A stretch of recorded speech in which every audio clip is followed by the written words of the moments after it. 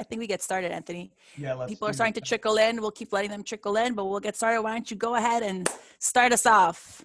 What's going on, guys? Anthony Angelillo, branch manager with the Tag Team, Paramount Residential Mortgage Group, CEO, founder of Tag Team Nation. Been doing this about 17 years. And today's episode 21, we're going to be talking about alleviating the wonderful damage in qualifying mortgages and condos. So this is going to be a fun topic to talk about because I could go on and on and on about this topic. But that being said, that's what Melinda and I do on a daily basis. Like I said, 17 years in the business and automation to help me analyze and get through all of the challenging files and try to find a solution. So that's what we do. And as Melinda said, it's a record-breaking month this month. We're trying to meet our goals. So any deals that you guys have, please send them our way so we can meet the goals. My board says I need 15 more, guys. Come on. We have what? Like a little bit more than 15. It, man. You guys are rocking it. That's awesome. We have a few more days left, a week and a half. So let's get it rocking and rolling, guys. Let me hit my numbers for the month. All right. So I'm Melinda Grimaldi. Thank you guys for joining us. I'm a real estate and title attorney, co-host of Damage Control. We are episode 22. I'm so excited that this is one of my favorite things that came out of quarantine. Well, actually, it came out before, but it really took off. We didn't want to commit to a weekly show because we were afraid to overcommit. And then with quarantine, we're like, let's just do weekly. And now it's going to be weekly forever because we have had such a great time doing this. So thank you all for showing up. Thank you all who subscribed and watch it later because we put a lot of time and effort, and we really love to get your feedback and give you some really good value and content to help you get your deals closed. So with that being said, that's what we do for businesses. We get you closed, both of us. So today we're going to go into some nitty-gritty issues, and we're going to break them down. And we're going to teach you not how to do our jobs, but how to help us help you get these things closed. Amen. Is that a good way to describe what we're going to be doing today? Exactly what we're doing. That's exactly, it's all about process, trust in the process, and understanding it from both angles. I need to know what you guys are thinking, vice versa. I need to know what the client's thinking. This is a good topic, man. I'm actually happy about this topic. So let me start in and let me share my screen. Can we see that? Everyone can see my screen? Yes, sir.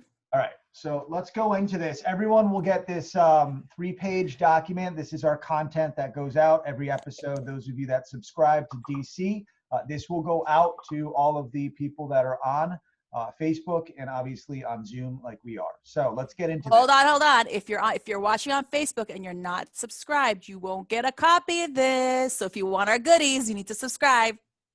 Yes. I'll put the link for Damage Control in the chat if you're watching on Facebook. All right, Anthony, take it away. I just put Zoom too if they want to chime in. All right, awesome. So how do we know if a borrower actually qualifies for a mortgage loan? Ironically, I have templates that ask credit, income, and assets. Simple questions, 3 questions. I ask this on a daily basis. Everyone in the room behind me, there's people in there right now on the phones. They're trying to remain quiet, but they ask these questions. Our template, our automation also asks these questions. It's important to vet the client. It's important to understand the pain points of that individual, and how do we overcome those pain points? We need to talk. We need to communicate. This business, what I've seen is it's a really bad business when it comes to lack of communication. So it's awful, man. There's not enough communication. So I try my best, and we're human. We're not perfect. We always try to accommodate, and we do emails, we do text messages. We're trying to stay on top of our files. As you grow, it gets tougher, but there's always a way to do it. So let's go into this. All right. Let's see. Okay, so we're talking about the 3 challenges for a challenging borrower. There are 3 challenges. Could be either debt, income, or assets, right? Credit, those are the 3 challenges. Oh, credit. That's what I meant, not debt. Income, yes. Credit, income, and assets. Okay. These are the 3 things that every single agent should know. And why do I have to know that as an agent? To really become an amazing agent, you should know this stuff. Ironically, and I'll leave it at this and then I'll get into this, I have a client that sent documents in yesterday. She's taken an application today. She spoke to the real estate agent a year ago. Okay, that agent was in the financial sector back, I want to say almost 10 years ago.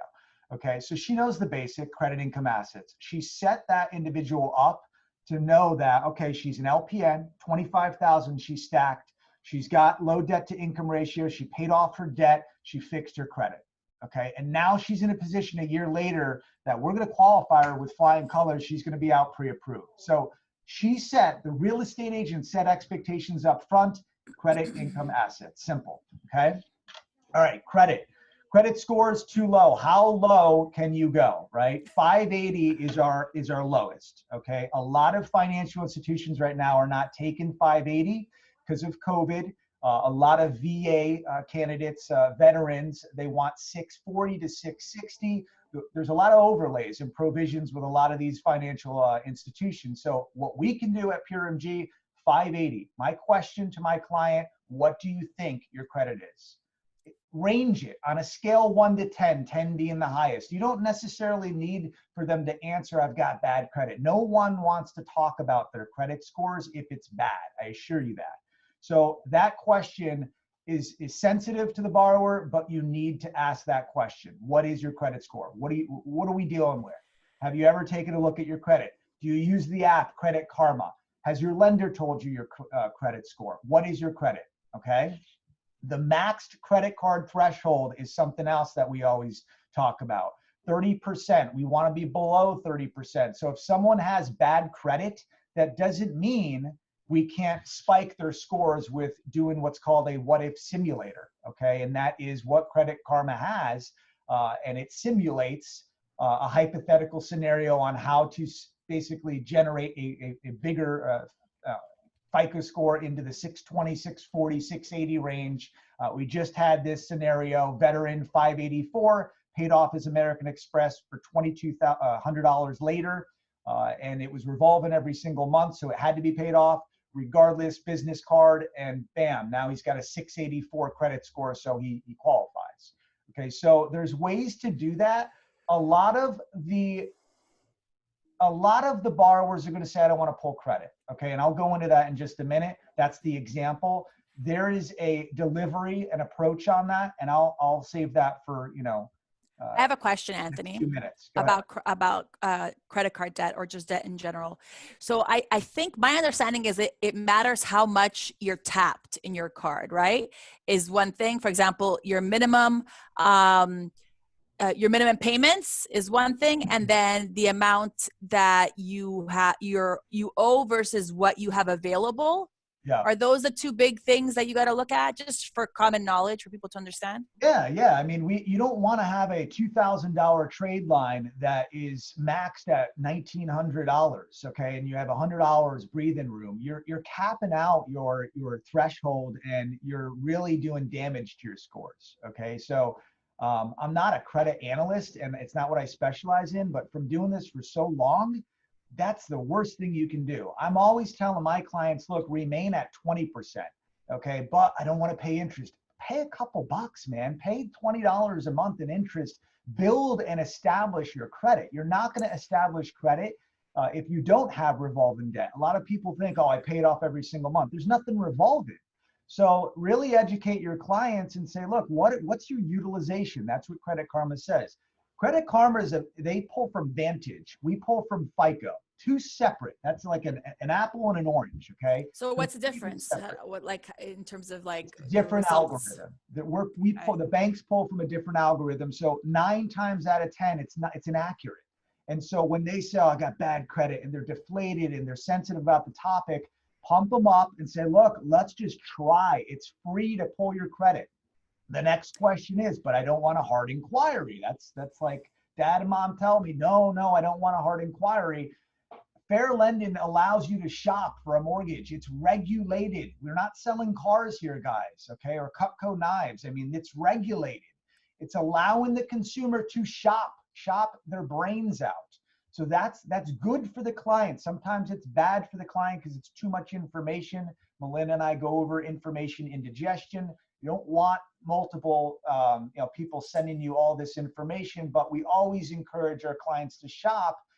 And multiple inquiries is not going to damage your score. Okay, maybe it goes down 2 points, if that, but you have 2 45 points? days, give or take. This source right here that you guys will get is an amazing article, and it talks about a 45-day grace period to shop your brains out for a mortgage. Okay, this source, Consumer Financial Protection Bureau and the government, it's on the government website, CFPB. This source is awesome. So when you guys get this content, you can study it, and I would highly educate yourself on that grace period. Every single person, that's an objection. They're going to say, I don't want to pull my credit. I don't want the hard inquiry. Why? Why? I mean, let's figure it out. If I don't know what I'm going into, I can't diagnose you. Okay, I'm cutting you open as a surgeon, but I have no clue what I'm doing. You need a roadmap. And even a hard inquiry, okay, like eventually a hard inquiry just means you're looking for something, right? You're shopping, but it does not mean that, it doesn't show you've been approved or denied. So eventually that will, go away, right? That benefit or that detriment from the hard inquiry. Yes. So if you do a hard inquiry, you're not sure if you're going to be able to do it or not, and you decide you're not, it's not going to make or break your credit to pull another credit card. It's everything else that you have that's going to make or break if you can pull a credit card. There's different tiers, and I can go into that, tier 1, 2, and 3, but anything over a 740 credit score, that's it. Okay, you've capped it out. You've got an 800, it's the same rate as a 740. So there's different tiers. And here's another thing too. Okay, FHA doesn't really necessarily go on credit. Okay, Fannie Mae conforming, they're all about credit. Okay, but there's credit layered risk. That's new. I can go into that. I won't. That's another hour topic. But the bottom line is that you will get most likely similar interest rates if you have a 580 versus a 660, but now you're going to go into some serious discount points. So it's not like you can't get that rate that consumer wants, but a lot of these leads that we see or referrals, they're chasing a ghost. They continuously chase to pay debt off. A year goes by, I got good credit, but you ran out of money, so you don't have your down payment now. So it's, when is it good? Okay, when is it? So a suggestion is if your borrower is saying, I have a lot of debt or I have to pay off some debt first, but would you suggest saying, listen, let's talk to someone so they can guide you the best way to pay it? Yes. Right? Yes, without a doubt. Because it's a combination of your debt with your credit, with your assets that you need to close. And they might not have to pay things off. Some people are chasing student loan debt. I got to pay this student loan debt. For what? Like, what are we doing here? So speaking of student loan, that's a very common thing, especially now with the millennials and that generation looking to buy, get married, settle down, have a house, right? They have a lot of student loan debts. How are student loans debt even treated? Like, I feel like I hear different stories all the time. 1% per FHA. If they're not on an income-based repayment plan, then it's going to be also 1% if they're deferred, going conventional. But if they're on IBR, they're going to give us an amortization of what it is, 20-year term, whatever the case is, they're going to give us that, and then we put that in there. So I have this client right now, okay? Amazing client, slam dunk client, referred to Miss Kashana Guzman. Thank you so much. So bottom line is she's going into IBR, all right? She has to go into IBR in order to make her ratios work. But if we didn't pull credit, we wouldn't have known that. We need to see, okay? It's the blind leading the blind, but if you don't have a game plan, hence a roadmap, that's what we call it, we're not going to know what to solve and what to do and how to get that destination to home ownership closer to that consumer. It's really figuring out their objection, okay, and upfront. They're not going to know about student loan debts, but it's taking the time to educate them. So credit's everything, guys. It really is. So conclusion on student loan debt is $100,000 or $200,000 of student loan debt is not treated the same as $200,000 of credit card debt. Complete opposite. So if I'm going FHA, right, that's 1% I'm going to have to use against that. So let's make it an even number. 100,000, that's $1,000 a month now counted against my debt to income ratio. So I am really burying this person in terms of buying power. So now I'm limiting them to a $200,000 home as opposed to 300. Solution, good credit, good income, assets, IBR. Okay, go talk to Navion or any place to go into an income-based repayment plan, and now we have a deal. So there's ways to make a deal work. No one wants to make the phone calls. No one wants, they're scared and they're fearful of what's to happen. So we do that. And so if you hear when someone's talking about, I have a lot of debt, well, what type of debt? We're talking credit cards, student loans. It's like, bring it up, because they might lump it all into one category and think that they have a roadblock before they even start. Correct. Right? Yes. Okay. Absolutely. So that is credit. Okay. So Right. what do we got? What do you got? What do you got next for us? All right. Let's do it. All right. In that credit, we talked about debt, cosigner obligations. Okay. I get a lot of this. Ironically, I have 2 deals with this. One's going under contract, God willing, we'll see.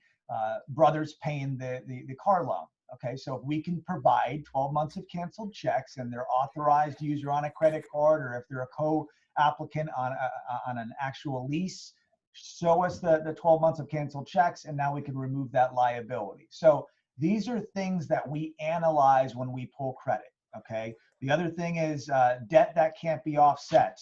Liability payment, consumer loan vehicle. If it's a lease, we're not going to be able to touch that. Okay. If it's an owned financed vehicle, I have that situation right now. We're wrapping it into the loan because the debt to income doesn't work.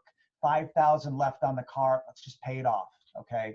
Now ratios work. Now we can refinance that person. So there's always a way to do a deal. This is an example I'm giving everyone. We get this every single day. I don't want a hard inquiry. Please, no, I don't want it. I don't want it. I don't do this, but I can do this. I can take a paper app and I can figure out someone's ratios, right? The old school way, 4th grade math. I don't want to send anyone numbers because now they haven't committed to using our financial services. This is where things get sticky. And we always try to paint the picture on paper. So we ask for documentation so that we can validate correctly rather than throw stuff against the wall. If someone needs a hypothetical scenario or a number, I can do that. But I set expectations on saying to them, look, we don't have to pull credit. We know you have an 800 credit score. We figured out your debt. It's hardly anything. You got a car note and that's it. All right, buying power is this. Payment should be, hypothetically speaking, that. That's okay, if you're just having a conversation. But the next step is we need docs, we got to pull credit. So if your referral or your lead says, I don't want a hard inquiry, blind leading the blind. What am I doing? How am I going to help you out? As Melinda's saying, let me help you, help me, I'll help you. I can't help you if I'm not understanding what I'm dealing with. Okay, so it's very important. Would you say that, if this client's asking to be shown property, but then doesn't want to her credit pull, how serious are they really? Exactly. You're not committed. I just talked to these 4 people in here right now. And I said, guys, we just need to ask the questions. They're calling on leads. If I don't have those 6 questions answered, I don't want to deal with it. I don't want to deal with it. They're not committed. Those 6 questions are crucial to figuring out a solution to their problem. And if they want us to figure that out, I need those questions answered. You don't go to the doctor and just play doctor, okay? You let them diagnose you. So very important that we pull credit. And that is an objection, and that's how you can figure out how to pivot and move left versus right and say, I would beg to differ. My humble, honest opinion as a real estate agent, consumer is go talk to the lender. Okay, get your credit situated. Dana McCollin on this call. We did this. We just closed on Daniel Joseph. It's on Facebook. That's a perfect example, right? That woman was crying to us. I was teary-eyed in that. I'm getting goosebumps talking about that. A year in the making. Maybe it was 8 months, 9 months. I'm pretty certain it was close to a year.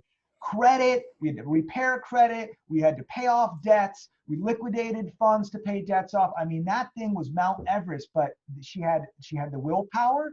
She prayed to God to have the patience, and we did it. Okay, but they believed in the system and they trusted our process. But it took Dana as a real estate agent to really put them in their place and say, no, you got to do this. I'm sorry, this is what has to happen. Anthony's telling you to do this. You have to do it. There's going to be times where the client's combative and they're not going to want to do what they want to do or follow instructions. And we all get there because it's very tedious and taxing when you're waiting 8 months. but there's a way to always close on a loan. Okay. And that's why we like to tag team that deal. We need the real estate agents psychologically to play that psychologist, man, is really what you guys are doing. All right, let's go into income because I'm really going over 30 minutes here. Income, not showing enough income. Self-employed, okay? We get this all the time. Schedule C reduces borrowers' power, buying power, all the time. What are we gonna calculate back in? Meals, travel, entertainment. There's ways that we can actually do unreimbursed items and calculate depreciation. This is why we always get tax returns. If I don't want to use the tax returns and I want to do a W-2 only program and they're not self-employed, I can do that, okay? But let us be the people that analyze up front. So you're going to get a lot of scenarios with clients saying, I'm self-employed. The first thing I'm going to ask if I'm a real estate agent is, hey, does your CPA write off a couple things? What are you showing on line 31 on your Schedule Cs? 9 times out of 10, there's a loss. Okay, so they're not making enough money. Doesn't mean they can't purchase a home, means maybe now we need to add a non-occupant co-borrower or a co-borrower, or someone to the mortgage to offset it. Okay. Or right. Or have you filed 2019 yet? Not yet. Why don't, let's talk to your accountant and how, do you have conversations with CPAs ever to say what you need to show? Since this is on Facebook, that's a great idea. Sorry. That's not necessarily what you do. But the thing is, you can write off stuff that you're legally allowed to write off, or you can decide not to write it off, right? Yeah. There's a lot of ways you can legally deduct on your taxes, right? Yeah. I'm not telling you to do tax evasion or tax fraud. But sometimes if you want to show that you don't write off as much, to be able to show, and because the reality is, as business owners, there's a lot of things we can write off legally that maybe for strategic purposes and getting a loan, you can declare it as income because it really is income. It's just the tax law allows you to do it, right? Absolutely. Yeah. I mean, you can have conversations with CPAs. You can't, you're not a certified public accountant. You can't give them, advice, but you can have conversations, man. No one says you can't. That's also a lack of communication. People are fearful to have conversations. I'll call up anybody to have a conversation to make sure the deal closes. That's what we need to do. Okay. Example, I do not make enough money to purchase a home. Every single client's going to tell you this. I just don't make enough. I don't even want to bother. I write everything off.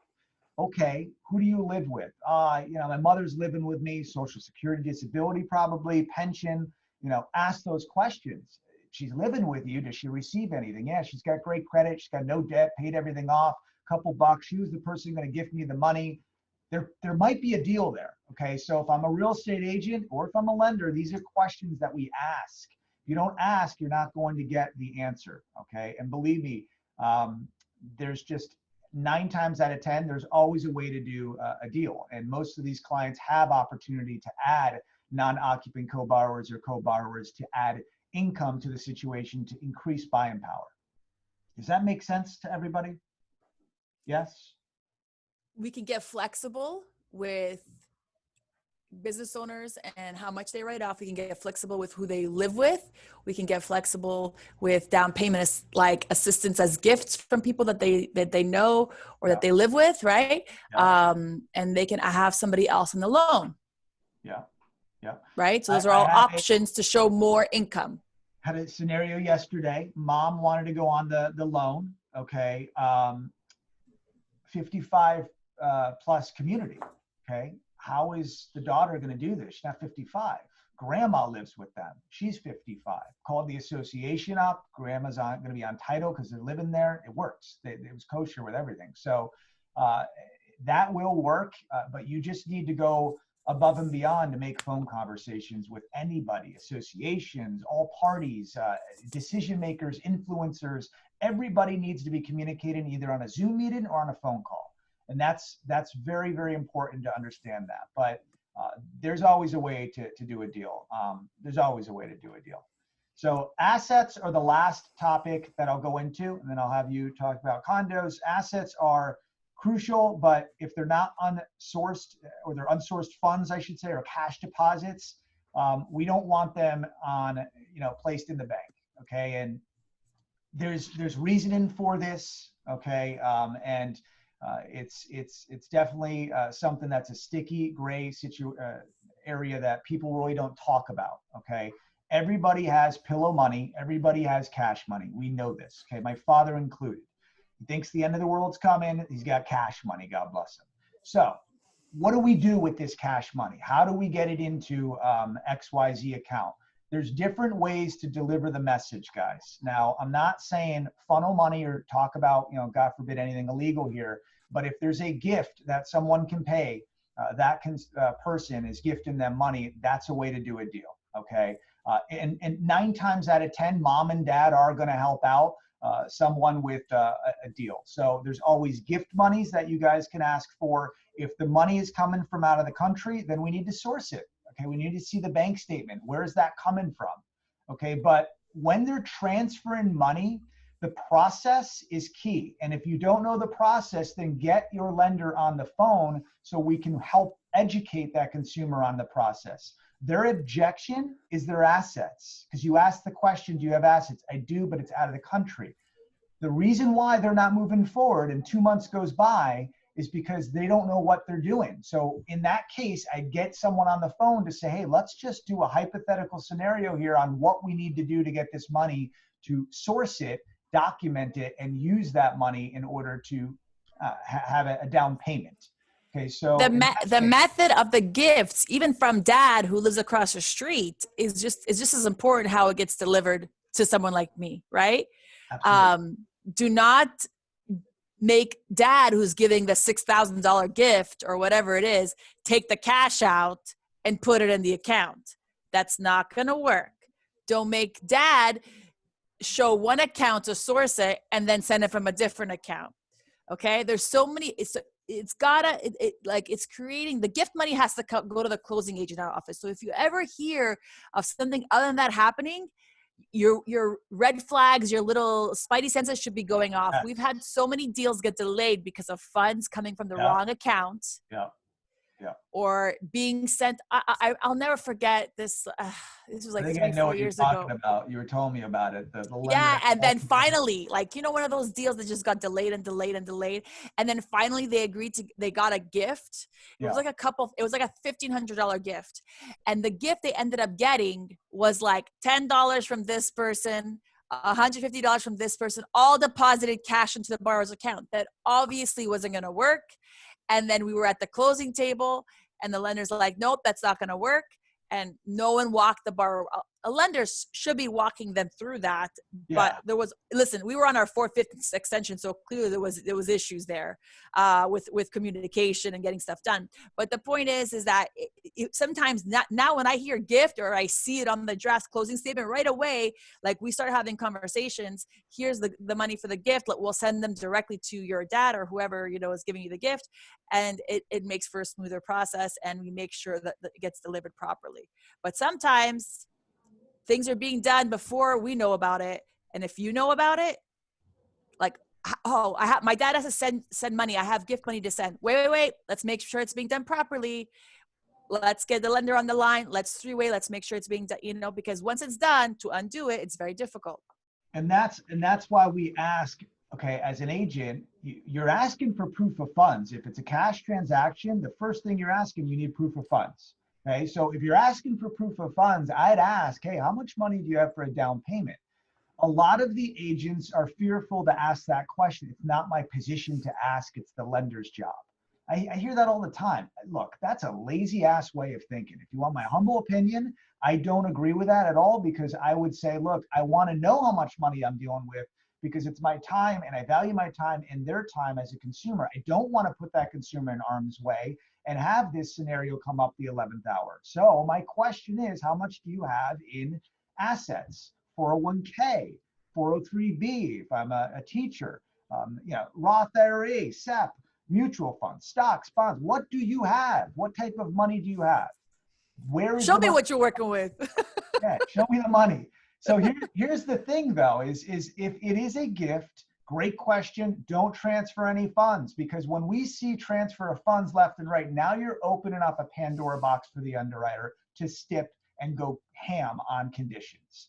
Where is this coming from? Where does that come from? Now, this is where a lot of lenders don't understand the HUD rules and Fannie Mae's rules. You only need one bank statement for FHA and VA. You don't need two. Why am I going to show two when I can use one? Okay, if there's cash transactions in the last month that I don't need to show, why am I showing it? Okay, sometimes less is better, right? Conventional, you do need 2 months. So these are things that, little tips and tricks that help, and it's not what you say, it's how you say it and deliver it. Very important to ask these questions because I'm telling you right now, this kills deals all the time. You're allowed to use cash if it's deposited up to 1% of the loan amount, all right? So if it's 200,000, 2,000, can't be more than that. But anything else that's cash transactions, the underwriter is going to kick back, and that is not going to be able to use that money for down payment or closing costs in this case. So very important to source funds, document funds. You can sell things. I've had a veteran sell his guns, bill of sale. We had a paper trail. You know, there's ways to make deals work, man. You got to ask the questions, but you got to document things. So obviously, it's not for you guys to source the funds, right? We're telling you what Anthony and people like Anthony need to do to get deals closed. Yeah. But if you guys understand this and how it impacts the deal, you're able to better service your client and be a better agent. So don't think we're telling you got to source the funds. Amen. So here's my example. Your borrower is saying, I do not have enough money in order to close a home. You're now hanging up the phone from that lead, thinking that they don't have enough money. My next question would be, as a real estate agent, is do you have any gift funds? Okay. Do you have a 401k, a Roth, IRA, any other liquid funds? Money's out of the country. Is there anything you could sell?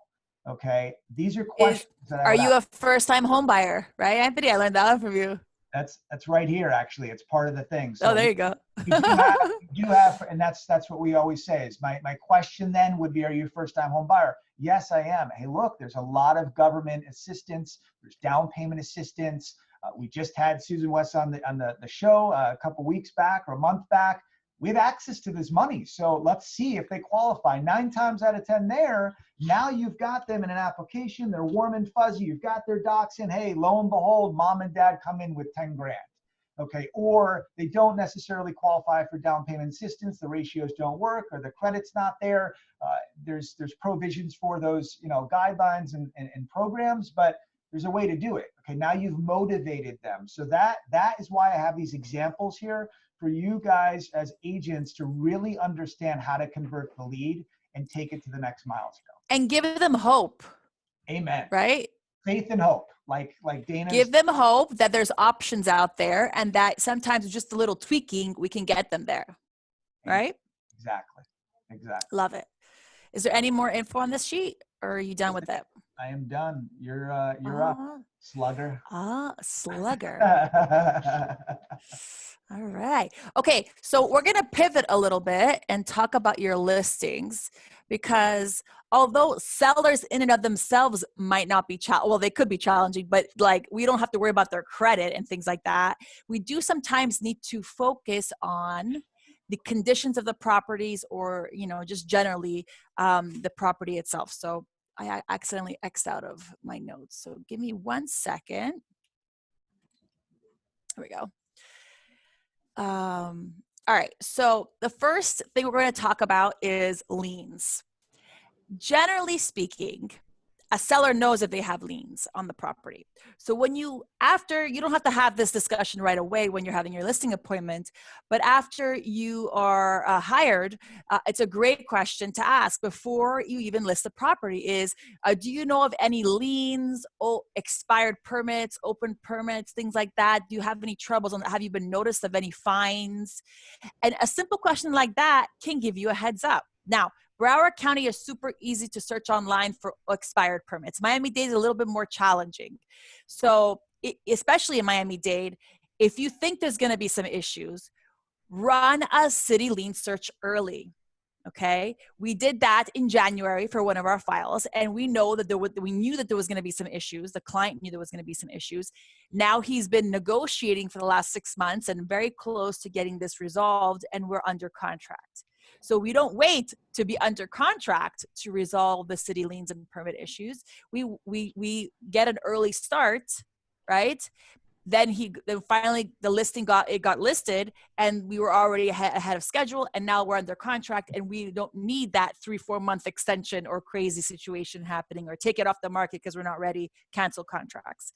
Because that just creates more effort for you guys, and then you have a dead deal or a delayed deal or a very pissed off parties in the deal, right? So it's true. So if you ask that question, you're able to get those little hints. Okay, well, if you think there's problems, we should run a lien search early. Okay. That's what you guys do, right? Right. We could run those lien search earlys with our lien search company.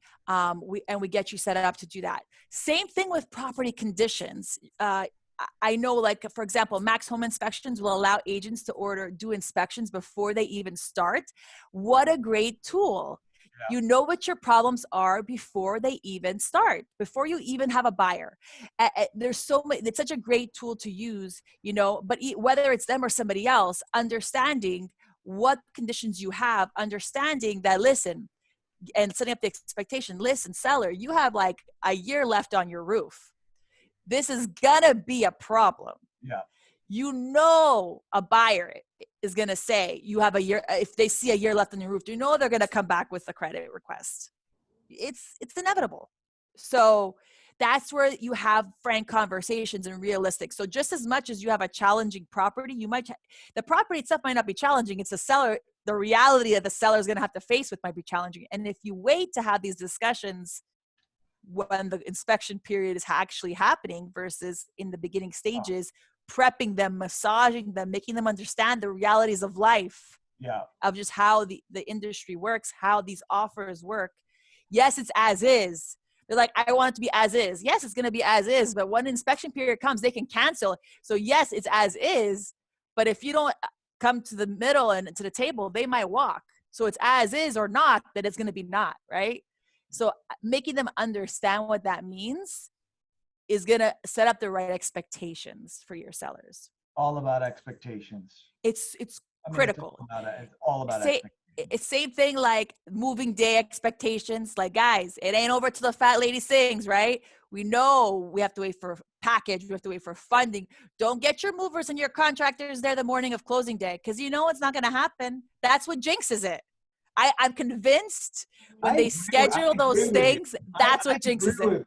I thought about that the other day. I'm like, maybe we should do some automation saying, look, let's make it maybe the following week. But people are so anxious and excited that I think that's very hard to control that factor. But that's funny you mentioned that.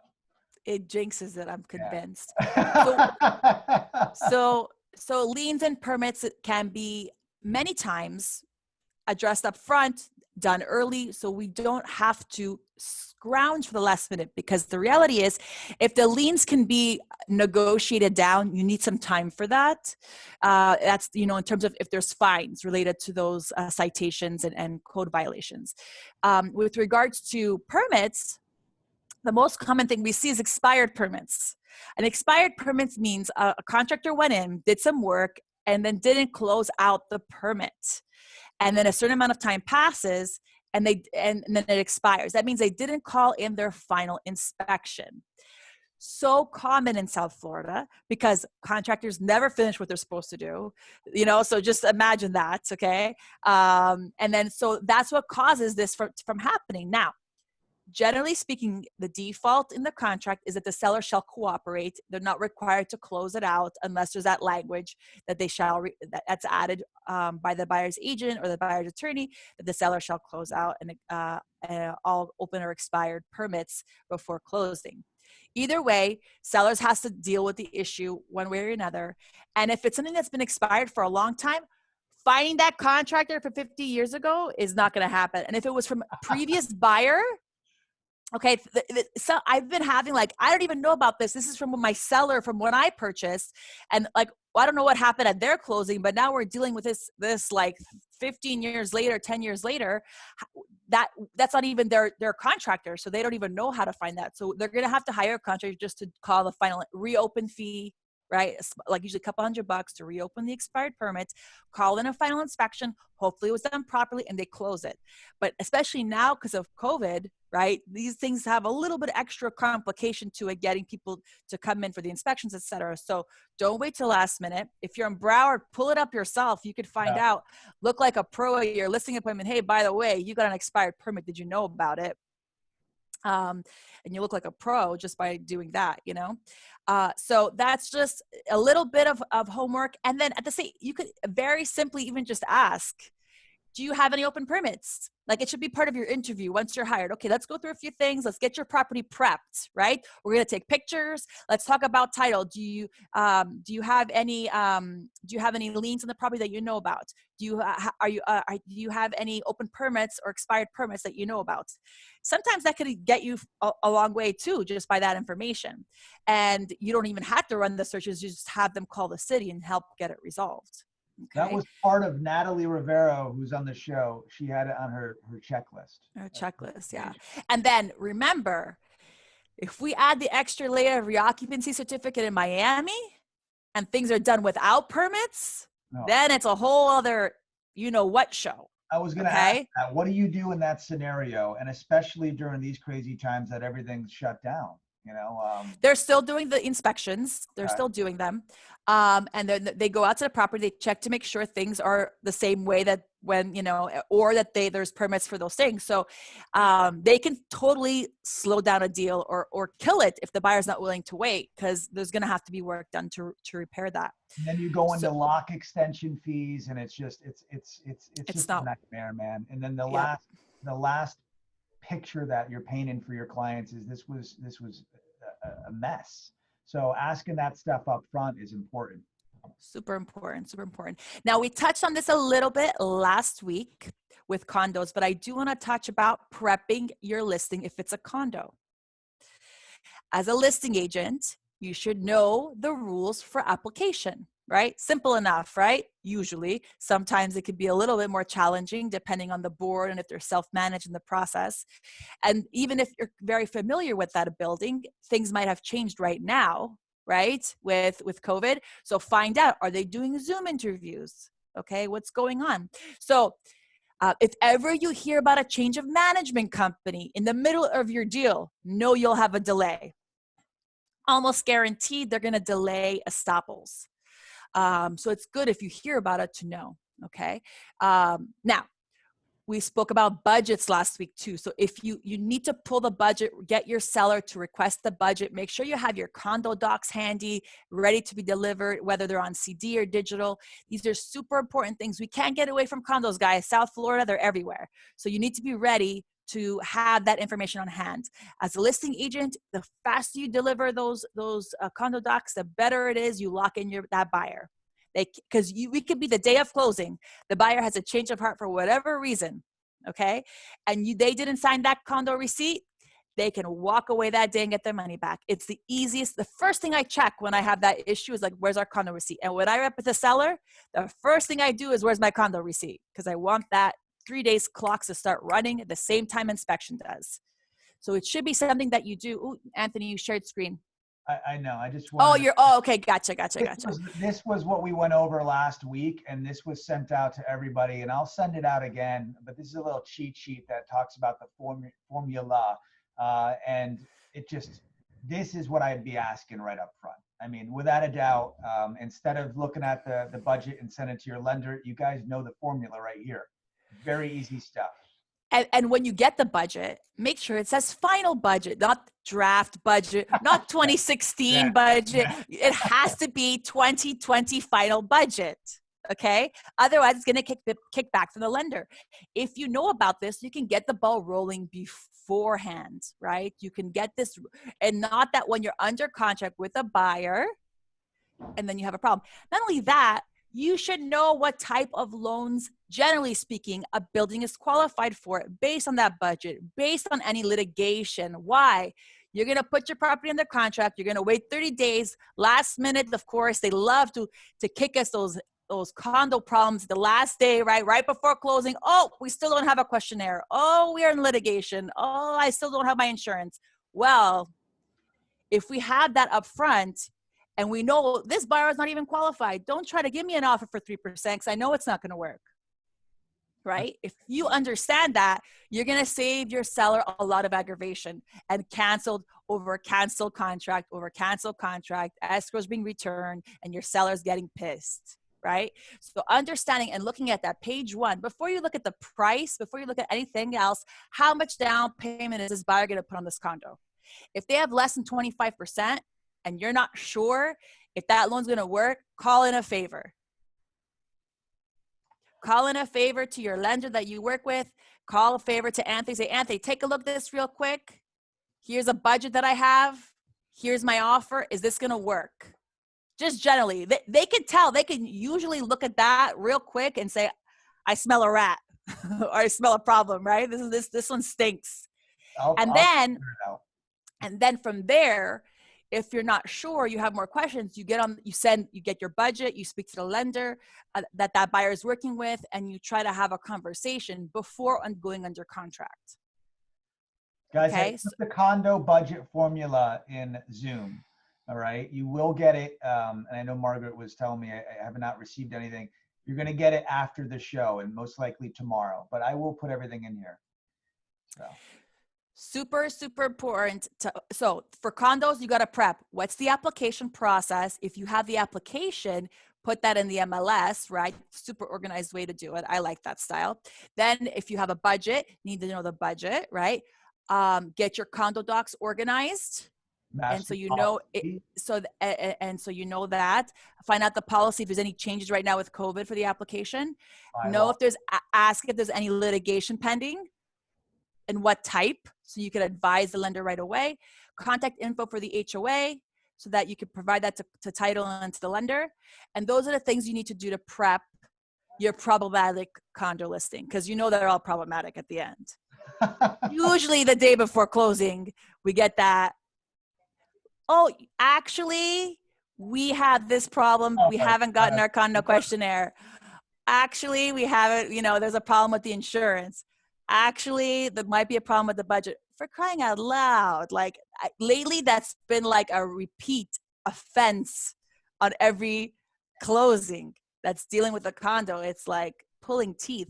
So I've gotten so good at it now that when I look at, especially I'm on the seller side, but on both sides, I'm looking at the offer. I'm like, this doesn't make sense. You guys have to build your spidey senses for condos to be able to look at it or say, okay, because the reality is most buildings don't have enough reserves. So you need to presume until you're proven otherwise that there are no reserves. Amen. And as a buyer's agent too. When in doubt, do it yourself. Everything is on the MLS, Chandra, but sometimes I'm a little bit of a skeptic. I'm like, I don't know, man, if those taxes are right. Let me go to the Property Broward County Appraiser's website. And so it should be on the MLS, but when in doubt, do it yourself. That's the old fashioned way. Unfortunately. That's why we always crunch our own deadlines, even when they're given to us. That's why we pull up our own things, right? Just to make sure and double check. Always. You never know. You never know. Yeah, so definitely all the info should be listed on the MLS for sure. And if you know and do your homework right, when you upload the listing, you could actually say only these types of borrowers or offers will be accepted. And when you do that, due to budget, due to litigation, whatever the case may be, and that's how you don't waste your time. You're not spinning your wheels with a deal that's dead from the start, right? So it's definitely a very important thing to do.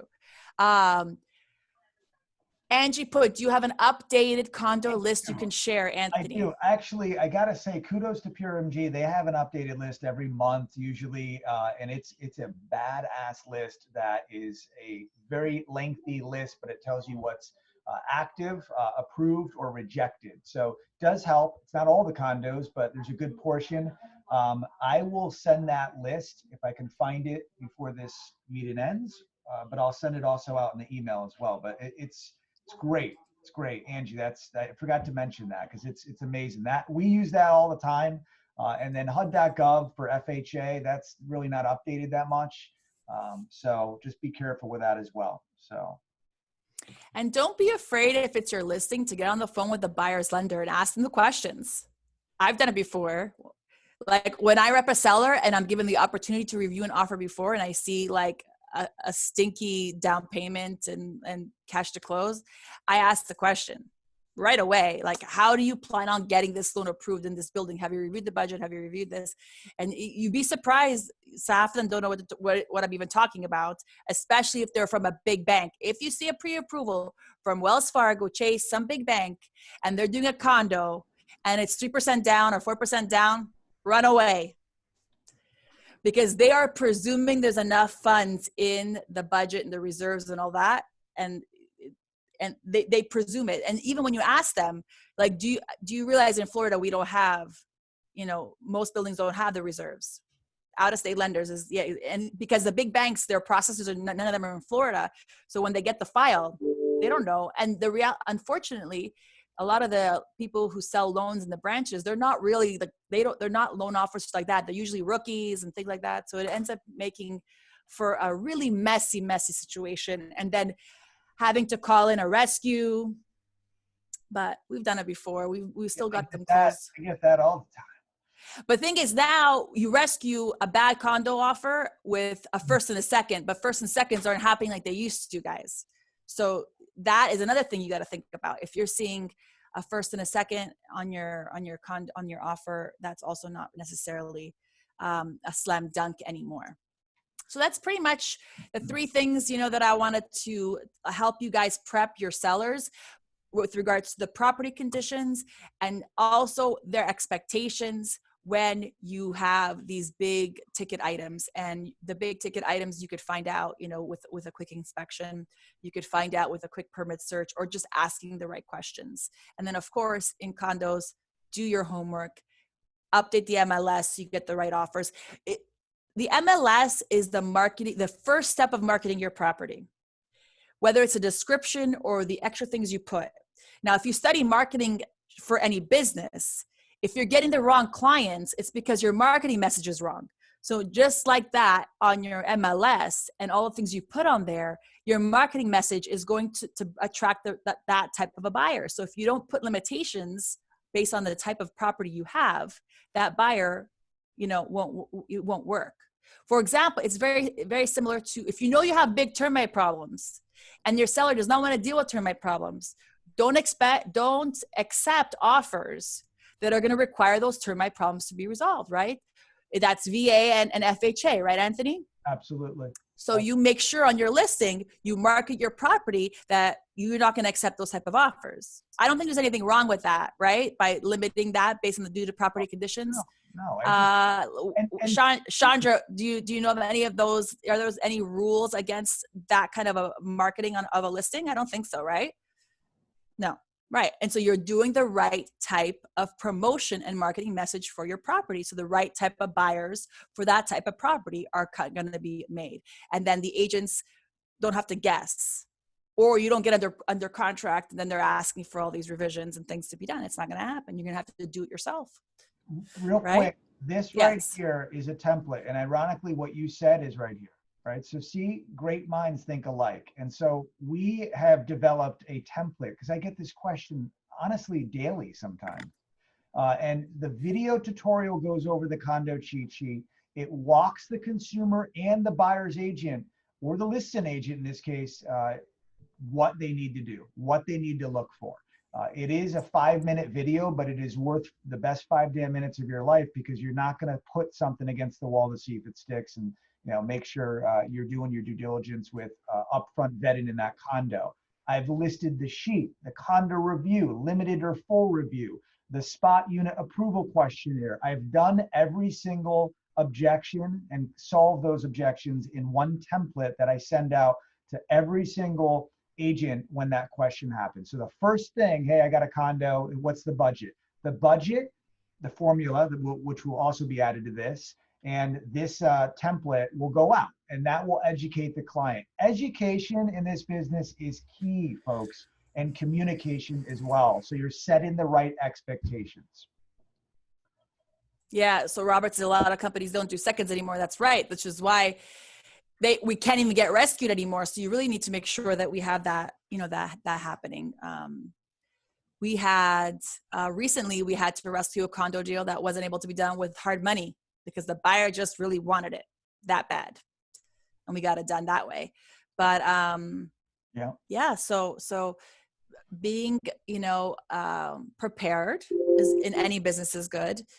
The right marketing message in any business is good, and understanding and be able to communicate, educating our buyers and sellers and the right expectations is where it's at. That's how we keep everyone happy, and that's how you get your good reviews in the end, because that's what it is. So any other questions? Let me look here and see what we got, because we're running out of time for the day. I think we covered all the questions. Yeah, we definitely did. Awesome.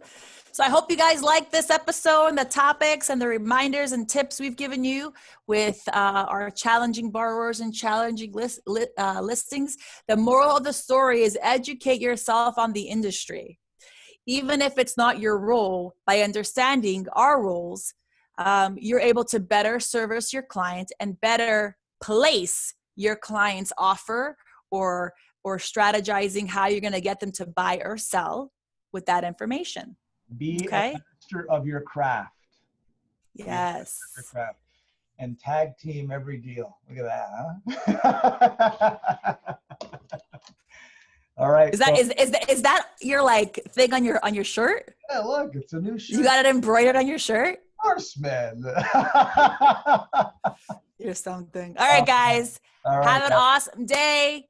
Productive rest of your week. Remember, I need 15 more files to reach my goal for the year. Just a reminder, just throwing it out there. If you don't ask, you won't get it, guys. All right. Hey, I like my mug there, Dana. All right, guys, have an awesome day. All right, bye-bye. Keep productive. Talk to you soon. Bye-bye.